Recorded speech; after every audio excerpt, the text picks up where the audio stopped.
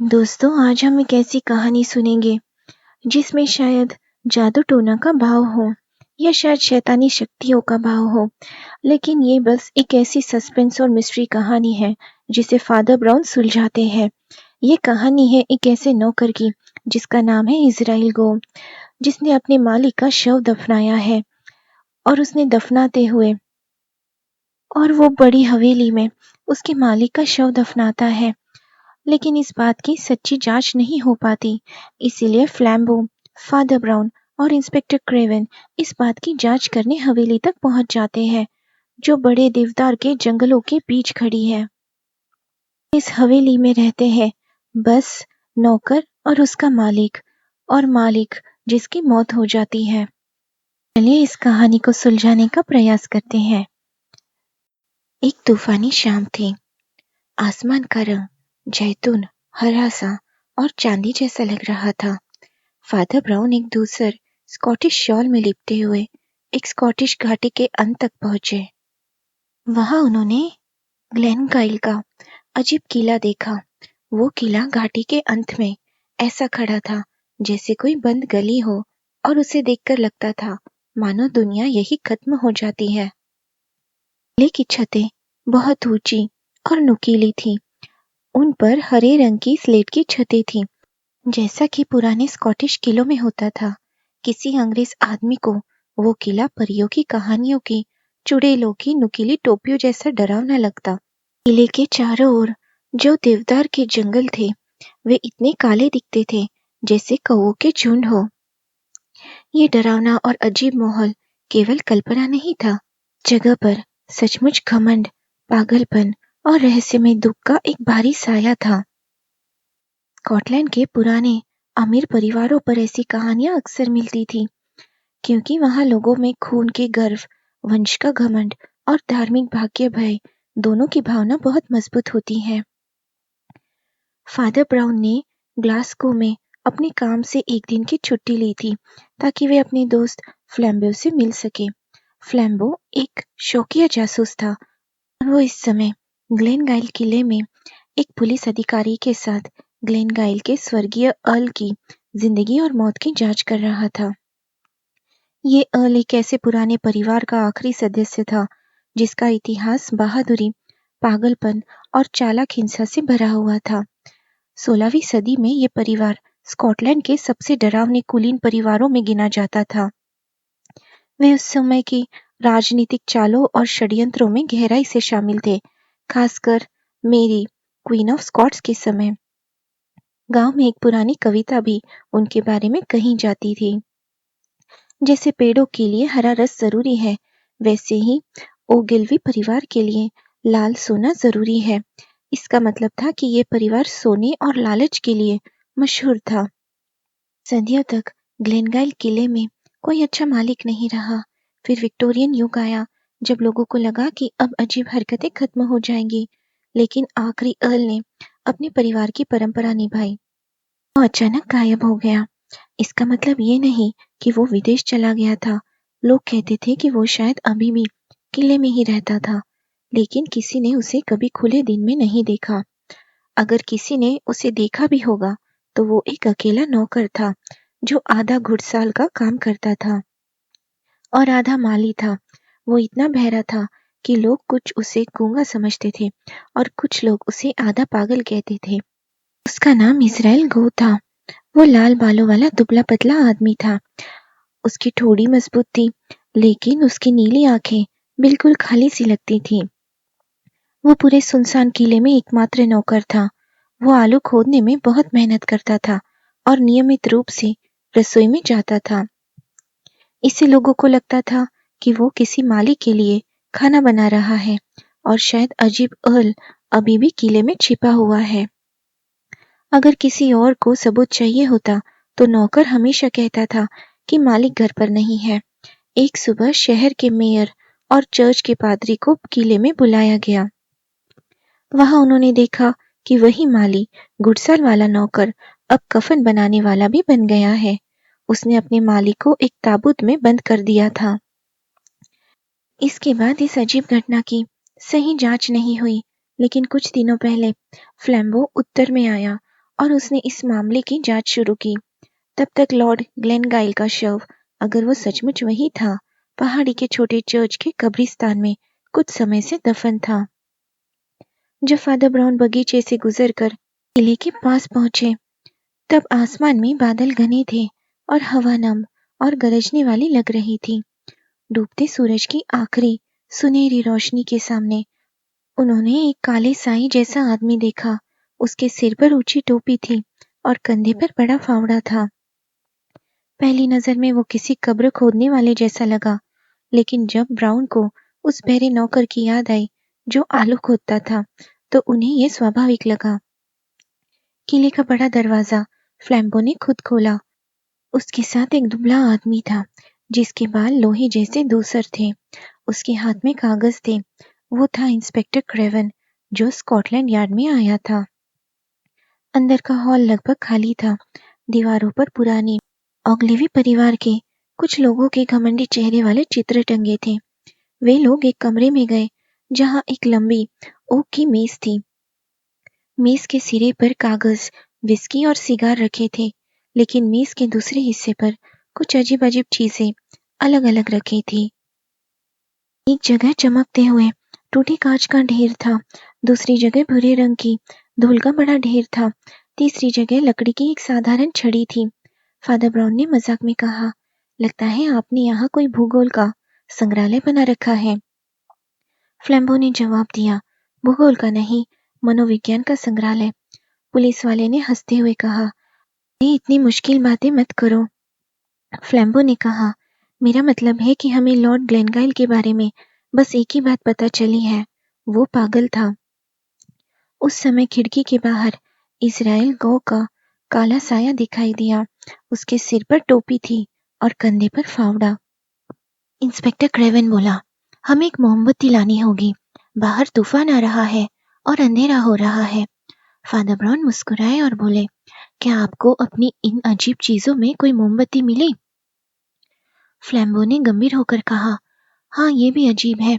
25 मोमबत्तियां मिली, लेकिन एक भी मोमबत्ती रखने वाला स्टैंड नहीं मिला। कमरा तेजी से अंधेरा हो रहा था और हवा तेज हो रही थी। फादर ब्राउन मेज के पास गए, जहां मोमबत्तियां रखी थी। झुकते समय उनकी नाक लाल भूरी धूल के ढेर के पास आ गई और उन्हें जोर की छींक आ गई। अरे, वो बोला, ये तो तंबाकू का पाउडर है।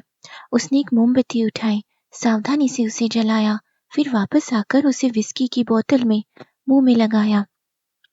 बाहर से आती बेचैन हवा खिड़की से होकर अंदर आ रही थी और मोमबत्ती की लंबी लौ को झंडे की तरह हिला रही थी। किले के चारों ओर दूर दूर तक फैले काले देवदार के जंगल ऐसे गरज रहे थे, जैसे किसी चट्टान के चारों तरफ काला समुद्र उफन रहा हो। इंस्पेक्टर क्रेवन ने एक कागज उठाया और गंभीर आवाज में कहा, अब मैं उन चीजों की सूची पढ़ता हूँ जो हमें किले में बिखरी हुई और रहस्यमय मिली। आपको समझ लेना चाहिए कि किला ज्यादातर खाली और उपेक्षित था, लेकिन एक दो कमरे ऐसे थे जहाँ कोई साधारण मगर साफ सुथरे ढंग से रहता था, और वो व्यक्ति इज़राइल गो नहीं था। सूची इस प्रकार की है। पहली चीज, बहुत सारे कीमती रत्न, ज्यादातर हीरे, लेकिन वे किसी आभूषण से जुड़े हुए नहीं थे। सब ढीले पड़े थे। आमतौर पर परिवार के हीरे किसी गहने में लगे होते हैं, लेकिन यहाँ ऐसा लगता है जैसे ओगिलवी परिवार उन्हें जेब में सिक्कों की तरह ढीला रखता था। दूसरी चीज, बहुत सारी सूंघनी तंबाकू का पाउडर। वो किसी डिब्बे या थैली में नहीं थी, बल्कि ढेरों में, मेज में, शेल्फ और पियानो पर पड़ी थी। ऐसा लगता है जैसे बूढ़े मालिक को जेब खोलने या डिब्बा उठाने की भी तकलीफ नहीं करनी थी। तीसरी चीज, घर के अलग अलग हिस्सों में छोटे छोटे लोहे के टुकड़े के ढेर, कुछ स्प्रिंग जैसे थे और कुछ बहुत छोटे पहियों जैसे। ऐसा लगता था जैसे किसी मशीन वाले खिलौने को खोल दिया हो। चौथी चीज, मोमबत्तियां, जिन्हें बोतलों के मुंह में लगाकर जलाना पड़ता है, क्योंकि कहीं भी मोमबत्ती रखने का स्टैंड नहीं मिला। अब आप ध्यान दें कि ये सब हमारी उम्मीद से भी ज्यादा अजीब है। हम तो यहाँ एक मुख्य रहस्य सुलझाने आए थे कि आखिरी अर्ल के साथ क्या हुआ था। क्या वो सचमुच यहाँ रहता था? क्या वो यहीं मरा? क्या लाल बालों वाला वो नौकर उसकी मौत में शामिल था? लेकिन मान लीजिए सबसे भयानक कहानी भी सच हो। मान लीजिए नौकर ने मालिक को मार दिया हो, या मालिक अभी जिंदा हो, या मालिक नौकर बनकर रह रहा हो, या नौकर को मालिक समझकर दफना दिया गया हो। आप कोई भी नाटकीय कहानी बना लें, फिर भी ये समझ नहीं सकते कि मोमबत्ती तो है, लेकिन मोमबत्ती स्टैंड क्यों नहीं? या कोई अमीर बूढ़ा आदमी पियानो पर सुगनी क्यों फैलाता होगा? मुख्य कहानी तो हम कल्पना कर सकते हैं, लेकिन ये छोटी-छोटी बातें ही असली रहस्य है। इंसान का दिमाग तंबाकू का पाउडर, हीरे, मोम और घड़ी के पुर्जों को आपस में नहीं जोड़ सकता। तभी फादर ब्राउन बोले, मुझे लगता है मैं इन सब का संबंध समझ सकता हूँ। उन्होंने कहा, शायद ये ग्लेनगाइल का अर्ल फ्रांसीसी क्रांति के खिलाफ था। वो पुराने राजशाही समय का प्रशंसक रहा होगा और पुराने फ्रांसीसी राजाओं के जीवन की नकल करना चाहता होगा। तंबाकू इसलिए क्योंकि वो 18वीं सदी का शौक था। मोमबत्तियां इसलिए क्योंकि उस समय यही रोशनी का साधन था। लोहे के छोटे पुर्जे इसलिए क्योंकि लुईस द 16 को ताले और मशीनों का शौक था, और हीरे इसलिए क्योंकि मेरी एंटोनिएट के प्रसिद्ध हीरे के हार की कहानी से जुड़ा हो सकता है। बाकी दोनों आदमी उन्हें आश्चर्य से देखने लगे। फ्लैम्बो बोला, क्या अजीब बात है, क्या आपको सच में लगता है कि ये सच्चाई है? फादर ब्राउन ने शांत होकर कहा, नहीं, मुझे पूरा यकीन है कि ये सच नहीं है। आपने कहा था कि कोई इन चीजों को जोड़ नहीं सकता। मैंने बस एक तरीका बता दिया। असली सच इससे कहीं गहरा है। कुछ देर बाद उन्होंने कहा, हो सकता है ग्लेनगाइल का अर्ल चोर था। वो रात में चोरी करता होगा। उसके पास मोमबत्ती स्टैंड नहीं था, क्योंकि वो छोटी लालटेन में मोमबत्ती लगाकर चोरी करने जाता था। सूंघने का इस्तेमाल वो ऐसे करता होगा जैसे कुछ अपराधी मिर्च पाउडर फेंकते हैं ताकि पीछा करने वाले की आंखों में चला जाए। और सबसे बड़ा सबूत है हीरे और छोटे लोहे के पहिए। इन्हीं दोनों से खिड़की का शीशा काटा जा सकता है। बाहर तूफानी हवा में देवदार की टूटी डाल खिड़की से टकराई, जैसे कोई चोर दरवाजा खटखटा रहा हो। लेकिन दोनों आदमी फादर ब्राउन को ही देखते रहे। इंस्पेक्टर क्रेवन बोला, क्या बस यही वजह है जिससे आपको ये सच लगता है? फादर ब्राउन मुस्कुराकर बोले, नहीं, ये भी असली सच नहीं है। मैंने तो सिर्फ इसलिए कहा क्योंकि आपने कहा था कि इन चीजों को जोड़ा नहीं जा सकता। असल सच्चाई शायद बहुत साधारण है। शायद ग्लेनगाइल को लगा कि उसकी जमीन पर कीमती पत्थर मिल गए हैं। किसी ने उसे धोखा देकर कहा होगा कि ये हीरे किले की गुफाओं में मिले हैं। ये छोटे पहिए शायद हीरे काटने के औजार हैं। उसने कुछ चरवाहों या पहाड़ी लोगों की मदद से ये काम करने की कोशिश की होगी। स्कॉटलैंड के ऐसे चरवाहों के लिए सूंघनी सबसे बड़ा शौक होती है, इसीलिए उससे उन्हें लालच दिया जाता होगा। उनके पास मोमबत्ती स्टैंड नहीं था, क्योंकि जब वे गुफाओं में जाते थे तो मोमबत्ती हाथ में पकड़ लेते थे। कुछ देर चुप रहने के बाद फ्लैम्बो ने पूछा, तो क्या यही सच्चाई है? फादर ब्राउन बोले, नहीं। फिर उन्होंने कहा, 10 झूठी कहानियां भी दुनिया को समझा सकती हैं।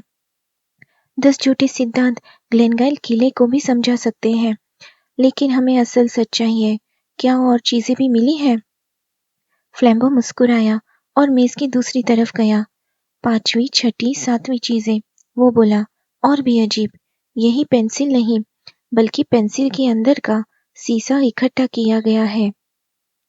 एक बांस की टूटी छड़ी भी है, शायद किसी अपराध का हथियार, लेकिन यहाँ कोई अपराध ही नहीं है। बाकी कुछ चीजें हैं पुरानी प्रार्थना की किताबें और छोटे कैथलिक चित्र। शायद ओगिलवी परिवार ने उन्हें मध्यकाल से संभाल कर रखा था, लेकिन हमने उन्हें भी यहाँ रखा है क्योंकि वे काटे फटे और खराब किए हुए लगते हैं। बाहर तेज तूफान चल रहा था। काले बादल ग्लेनगाइल के ऊपर तेजी से भाग रहे थे और पूरा लंबा कमरा अंधेरे में डूब गया। उसी समय फादर ब्राउन ने उन छोटी रोशनी वाली किताब के पन्नों को उठाकर ध्यान से देखना शुरू किया। अंधेरा पूरी तरह हटने से पहले ही वो बोल पड़े, लेकिन उनकी आवाज पहले से बिल्कुल अलग थी, जैसे कोई नया आदमी बोल रहा हो। उन्होंने कहा, मिस्टर क्रेवन, आपके पास कानूनी आदेश, वारंट है ना, ताकि आप उस कब्र को खोलकर देख सके? हमें ये काम जल्दी करना चाहिए। हमें इस भयानक मामले की जड़ तक पहुंचना होगा। अगर मैं आपकी जगह होता तो अभी चल पड़ता। इंस्पेक्टर क्रेवन हैरान होकर बोला, अभी? क्यों अभी? फादर ब्राउन ने जवाब दिया, क्योंकि ये बहुत गंभीर बात है। ये सिर्फ गिरी हुई सूंगनी या बिखरे पत्थरों का मामला नहीं है। लेकिन ये जो हुआ है, इसका एक ही कारण हो सकता है, और वो बहुत गहरा है। इन धार्मिक चित्रों को बस गंदा या फाड़ा नहीं गया है, जैसे कि बच्चे या नफरत करने वाले लोग कर सकते हैं। इन्हें बहुत सावधानी से और अजीब तरीके से बदला गया है। जहां जहां इन पुराने चित्रों में ईश्वर का नाम लिखा था, वहां से उसे ध्यान से हटा दिया गया है। और एक और चीज हटाई गई है, बालक यीशु के सिर के चारों ओर का प्रकाश चक्र। हेलो, इसीलिए मैं कहता हूँ, चलो वारंट, फावड़ा और कुल्हाड़ी लेकर चलते हैं और उस ताबूत को खोलते हैं। लंदन के अधिकारी ने पूछा, आप कहना क्या चाहते हैं? छोटे पादरी की आवाज तूफान की आवाज के बीच थोड़ी ऊंची हो गई।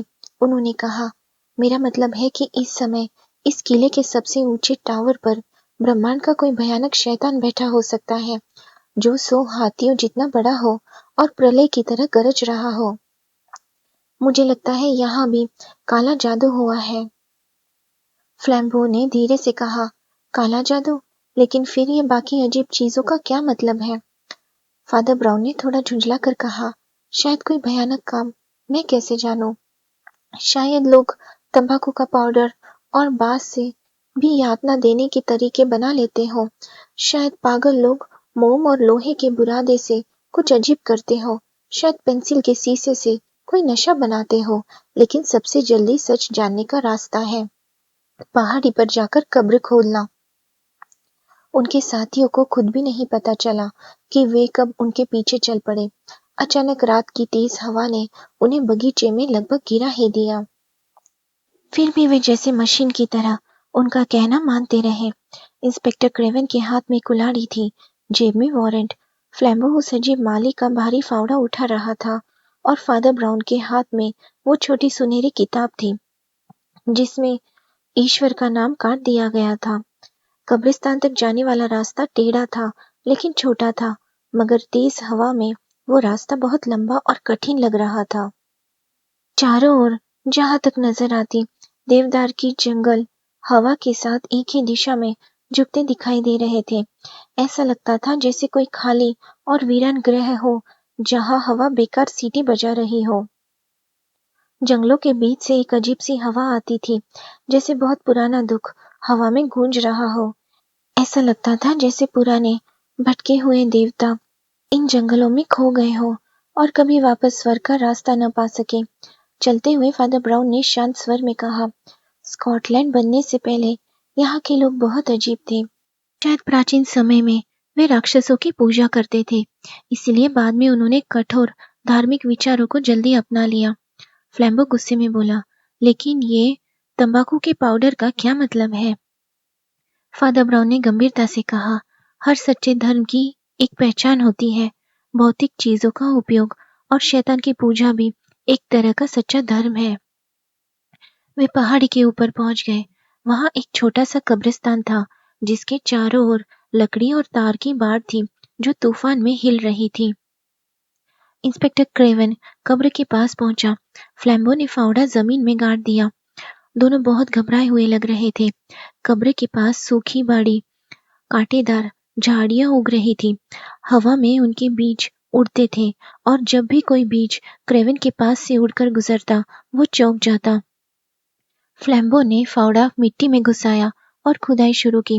कुछ देर बाद वो रुक गया और फावड़े पर झुक गया। फादर ब्राउन ने धीरे से कहा, खोदते रहो, हम सिर्फ सच जानना चाहते हैं। तुम किससे डर रहे हो? फ्लैम्बो बोला, मुझे सच मिलने से डर लग रहा है। लंदन का जासूस जबरदस्ती खुश दिखने की कोशिश करते हुए बोला, शायद वो आदमी कोई बुरी बीमारी छिपा रहा था। शायद वो कोढ़ी था। फ्लैम्बो बोला, उससे भी बुरा। कोढ़ से भी बुरा क्या हो सकता है? उसने पूछा। फ्लैम्बो ने कहा, मैं कल्पना नहीं कर रहा। वो कुछ मिनट तक चुपचाप खुदाई करता रहा और फिर घुटी आवाज में बोला, मुझे डर है कि उसका शरीर सामान्य आकार का नहीं होगा। फादर ब्राउन बोले, जैसे वो कागज भी सामान्य नहीं था और फिर भी हम उसे देखकर जिंदा रहे। फ्लैम्बो ने फिर तेजी से खुदाई शुरू कर दी। कुछ देर बाद ताबूत दिखाई देने लगा। उन्होंने उसे बाहर निकालकर घास पर रखा। इंस्पेक्टर क्रेवन आगे बढ़ा और कुल्हाड़ी से ताबूत का ढक्कन तोड़ने लगा। अंत में ढक्कन टूट गया और अंदर जो था वो हल्की तारों की रोशनी में चमकने लगा। क्रेवन बोला, हड्डियां। फिर उसने आश्चर्य से कहा, लेकिन ये तो एक आदमी की हड्डियां है। लैम्बो ने कांपती हुई आवाज में पूछा, क्या वो ठीक है? इंस्पेक्टर क्रेवन ताबूत में पड़ी पुरानी हड्डियों को झुककर देख रहा था। उसने धीमी आवाज में कहा, लगता तो ऐसे ही है, जरा ठहरो। फ्लैम्बो का बड़ा शरीर एकदम हिल गया। वो बोला, और अब सोचता हूँ तो वो ठीक क्यों नहीं होगा? इन ठंडे और डरावने पहाड़ों में आदमी के दिमाग पर क्या असर हो जाता है? चारों ओर बस जंगल ही जंगल, अनगिनत देवदार के पेड़। ऐसा लगता है जैसे किसी नास्तिक का डरावना सपना हो। तभी ताबूत के पास खड़े आदमी ने अचानक चिल्लाकर कहा, हे ईश्वर, इसका सिर नहीं है। ये सुनकर सब लोग स्तब्ध रह गए। पहली बार फादर ब्राउन भी सचमुच चौंक गए। उन्होंने दोहराया, सिर नहीं है? सच में सिर नहीं है? कुछ पल के लिए सबके दिमाग में अजीब कल्पनाएं दौड़ने लगी, जैसे ग्लेनगाइल के घर कोई बिना सिर का बच्चा पैदा हुआ हो या कोई बिना सिर का आदमी किले में छिपकर रहता हो। लेकिन ये सब बातें उन्हें खुद ही बेकार और मूर्खतापूर्ण लगी। वे बस तूफान की आवाज और जंगल की गूंज सुनते रहे। फिर फादर ब्राउन बोले, यहाँ इस खुली कब्र के पास 3 बिना सिर के आदमी खड़े हैं। लंदन का जासूस कुछ बोलने ही वाला था, लेकिन तेज हवा की आवाज में उसका मुंह खुला ही रह गया। उसने अपने हाथ में पकड़ी कुल्हाड़ी को देखा और नीचे गिरा दिया। फ्लैम्बो ने धीरे से पूछा, फादर, अब हमें क्या करना चाहिए? फादर ब्राउन ने तुरंत जवाब दिया, सोना चाहिए। हम रास्ते के अंत तक पहुंच चुके हैं। क्या तुम जानते हो कि नींद क्या होती है? हर आदमी जो सोता है वो किसी न किसी तरह ईश्वर पर भरोसा करता है।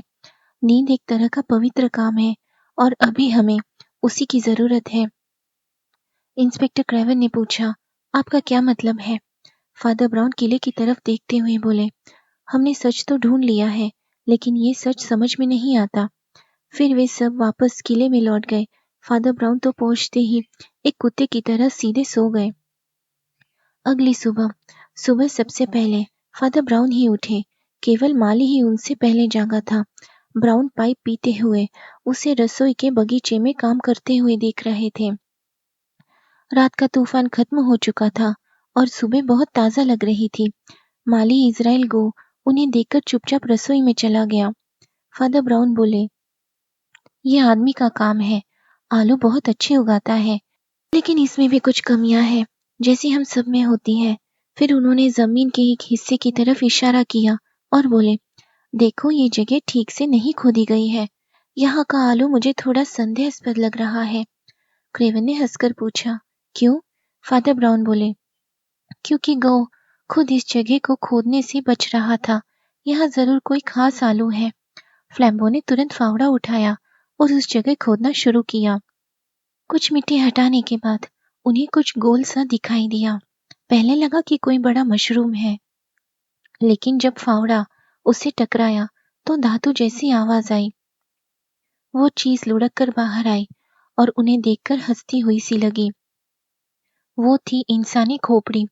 फादर ब्राउन ने दुखी होकर कहा, ये है ग्लेनगाइल का अर्ल। कुछ पल सोचने के बाद उन्होंने खोपड़ी को फिर से मिट्टी में दबा दिया और बोले, हमें इसे फिर से छिपा देना चाहिए। फिर वे फावड़े के सहारे खड़े हो गए और गहरी सोच में डूब गए। आसमान अब नीला और चमकीला हो रहा था। पक्षी चहचहा रहे थे, लेकिन तीनों आदमी चुप खड़े थे।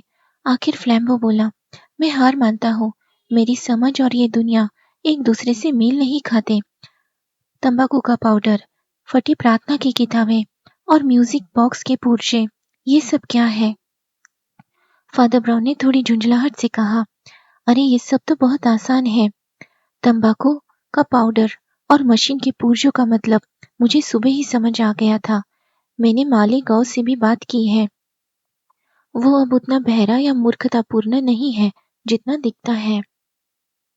उन्होंने आगे कहा, इन चीजों में कोई रहस्य नहीं है, लेकिन ये आखिरी बात, कब्र खोदना और मृत आदमी का सिर चुरा लेना, ये असली रहस्य है। फिर वे चुपचाप पाइप पीते हुए टहलने लगे।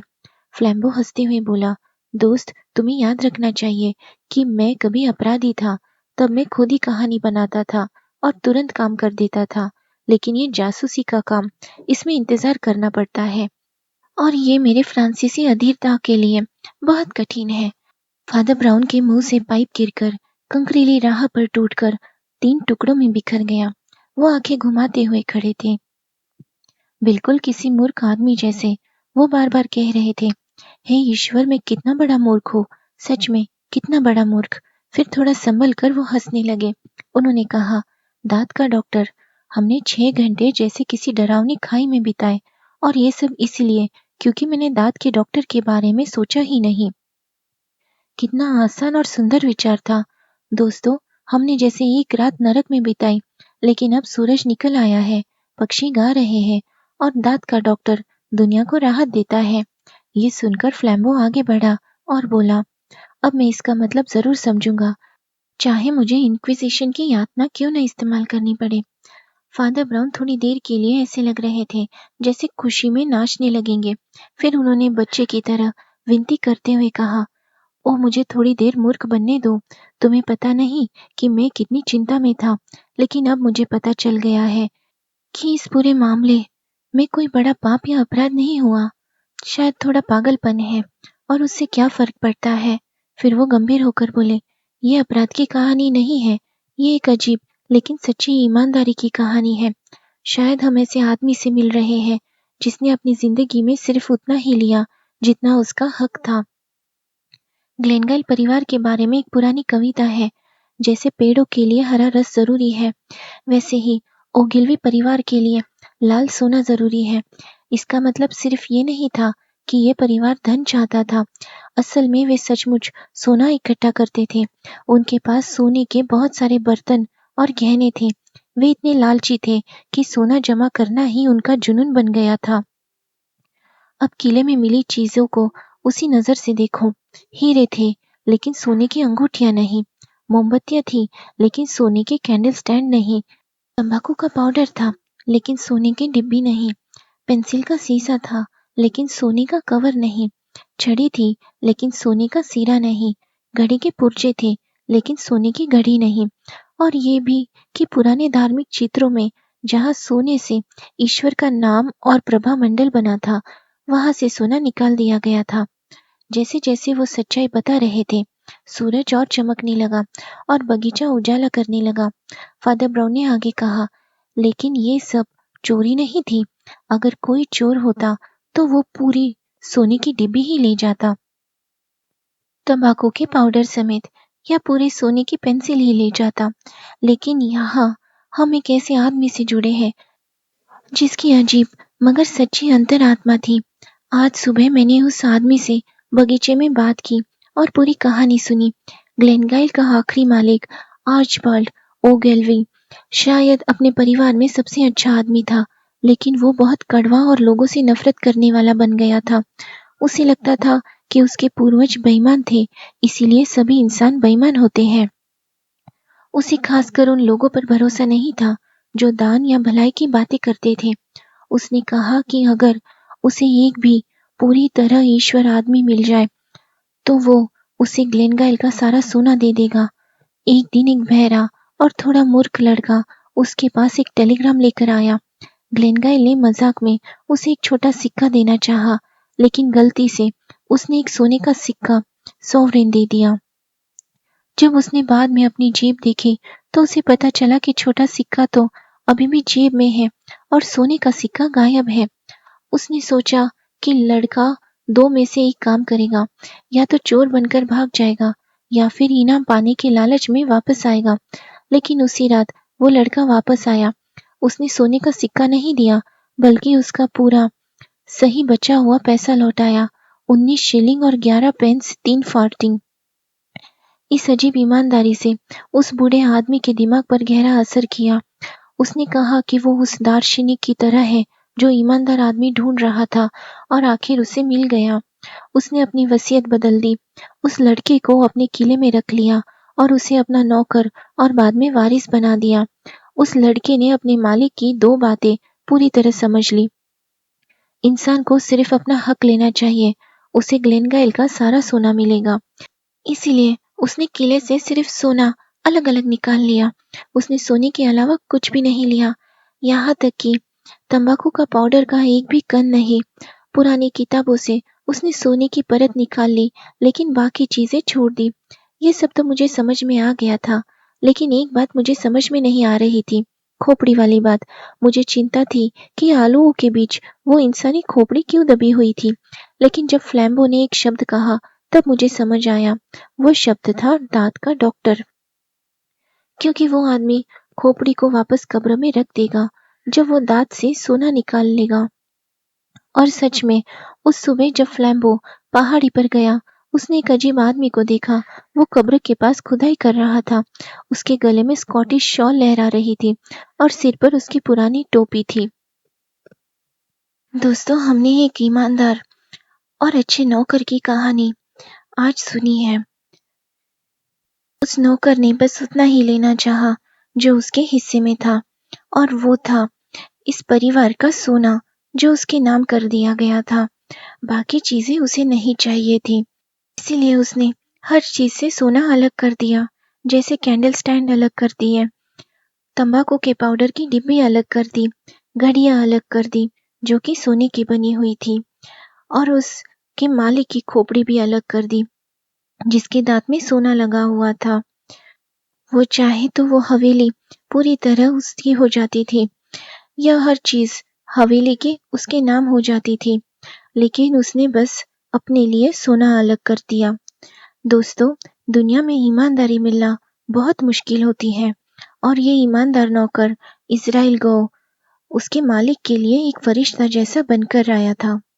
अगर आपको ऐसी ही रहस्यमय कहानियाँ पसंद है तो चैनल को प्लीज सब्सक्राइब करना ना भूलें और लाइक और कमेंट जरूर करें।